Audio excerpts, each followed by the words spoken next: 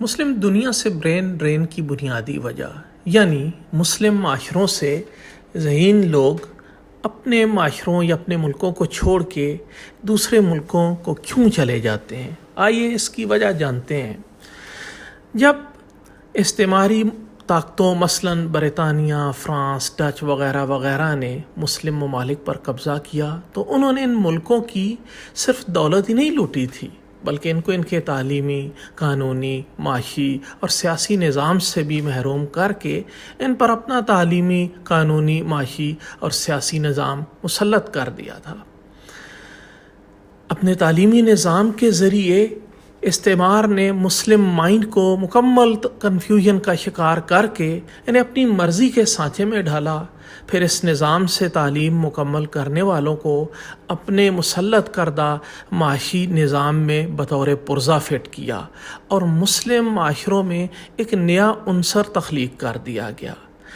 یہ نیا عنصر جو مسلم معاشروں میں تخلیق کیا گیا، یہ دراصل استعمار کا نمائندہ بنا۔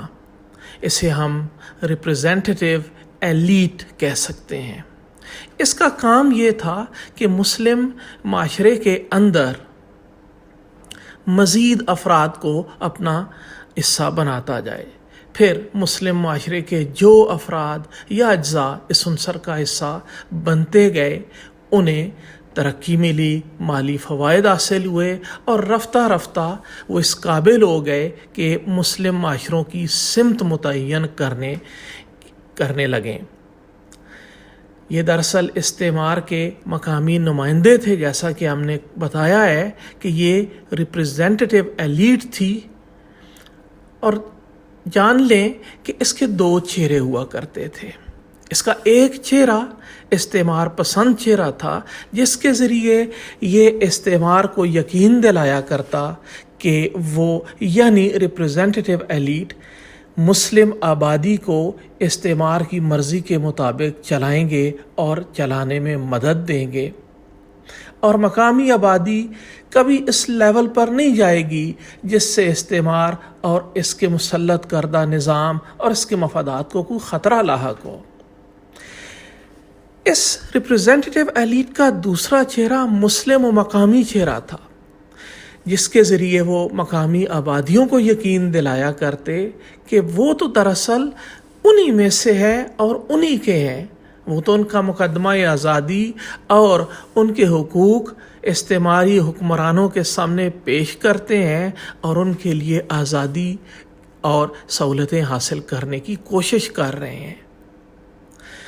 جب تک استعمار نے مسلم ملکوں پر اپنا قبضہ برقرار رکھا، تب تک یہ عنصر یعنی ریپریزنٹیٹیو ایلیٹ نے اسی طرح اپنی اہمیت دونوں سمتوں میں برقرار رکھی، یعنی استعماری حکمرانوں کے لیے بھی اور مقامی مسلم آبادیوں کے لیے بھی، اور یوں وہ دونوں طرف سے حمایت اور امداد حاصل کرنے میں کامیاب رہے۔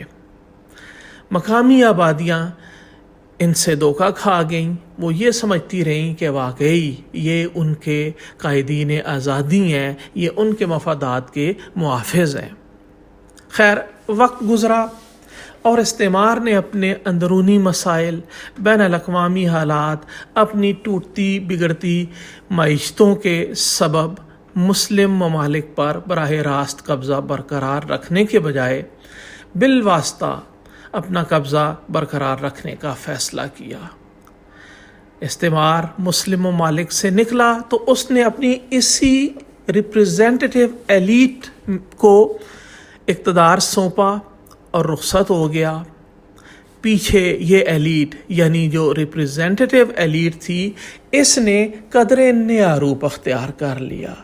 اب یہ ریپریزنٹیٹیو ایلیٹ سے اپ گریڈ ہو کر ذرا بڑے درجے پہ جا کے یہ ریپلیسمنٹ ایلیٹ بن گئی۔ اس ایلیٹ کا، اس طبقے کا کام وہی پرانا تھا، اس کی پالیسی وہی پرانی تھی، لیکن اب اسے استعماری حکمرانوں کی بجائے اس کو خود حکومت کا اختیار حاصل ہو گیا۔ یہ اقتدار میں آ گئے اور اقتدار میں آ کر انہیں زیادہ قوت اور معاشروں پر زیادہ کنٹرول حاصل ہو گیا۔ تاہم انہوں نے استعمار کو پھر بھی یقین دلائے رکھا کہ گو وہ اب خود مسلم معاشروں پر حکمران نہیں ہے، لیکن ان کے مفادات کا تحفظ جاری رہے گا، اور کوئی پالیسی ایسی نہیں بنائی جائے گی جس سے استعمار کے اپنے کسی بھی قسم کے مفادات کسی قسم کے خطرے کی زد میں آئیں۔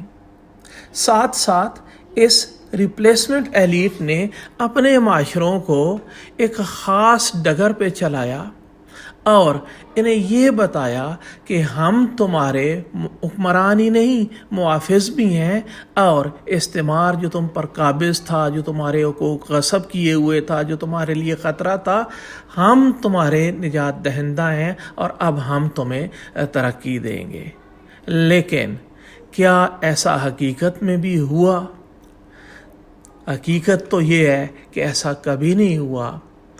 جس طرح ریپریزنٹیٹیو ایلیٹ کے اپنے مفادات و مقاصد تھے اور وہ استعمار کا خدمت گزار تھا، ریپلیسمنٹ ایلیٹ بننے کے بعد بھی اس کا وتیرہ، اس کا طرز عمل وہی رہا۔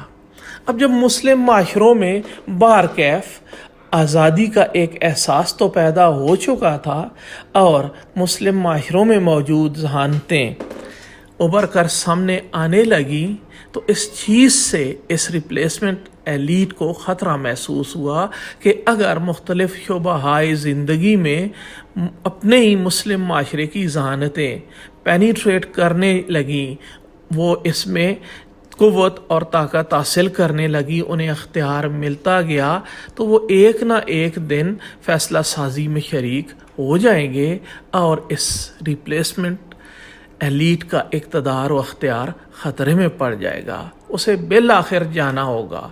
اس خطرے کو حقیقت بننے سے روکنے کے لیے اس ایلیٹ نے ملک میں موجود ابھرتی ذہانتوں کی حوصلہ شکنی کی پالیسی اختیار کی۔ اس کے لیے کوئی بھی مواقع پہلے تو پیدا ہی نہیں کیے، البتہ اگر کوئی مواقع پیدا ہو بھی گئے تو ایسا طریقہ کار اختیار کیا گیا کہ کچھ عرصہ ان موقعوں سے فائدہ اٹھاتے ہوئے یا بعض شعبوں میں کام کرتے ہوئے ذہین لوگ بالآخر خود ہی تنگ آ کر ملک چھوڑنے لگے اور چھوڑتے چلے گئے۔ یہ سلسلہ قیام ملک کے بعد شروع ہوا۔ جتنے بھی مسلم ممالک ہیں یا معاشرے ہیں، ہر ملک، قیام ملک سے مراد ہے کہ جب وہ آزاد ہوا تب سے شروع ہوا، اور یہ سلسلہ آج تک جاری ہے۔